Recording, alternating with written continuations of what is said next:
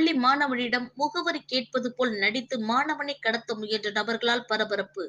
கடலூர் மாவட்டம் வடலூர் காட்டுக்கொள்ளை பகுதியில் உள்ள ரயில்வே கேட் அருகே பள்ளி மாணவன் ஒருவரிடம் தம்பதியினர் இருவர் வள்ளலார் கோவிலுக்கு எப்படி செல்ல வேண்டும் என்ற முகவரி கேட்டு அவருக்கு தேங்காய் வறுக்கி வாங்கி கொடுத்ததாக கூறப்படுகிறது.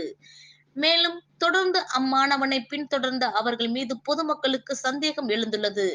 பின்னர் அவர்களை குழந்தை கடத்தும் கும்பல் என நினைத்து பொதுமக்கள் அவர்களை பிடித்து விசாரித்தனர்.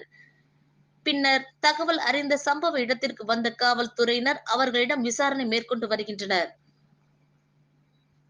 இச்சம்பவம் தற்பொழுது சமூக வலைதளங்களில் வைரலாக பரவி வருகின்றது. புதுச்சேரியில் பள்ளி மாணவி பாலியல் வன்கொடுமை செய்யப்பட்டு கொலை செய்யப்பட்ட சம்பவத்தை தொடர்ந்து வடலூர் பகுதியில் குழந்தையை கடத்த முயன்ற சம்பவம் பெரும் பரபரப்பை ஏற்படுத்தி உள்ளது.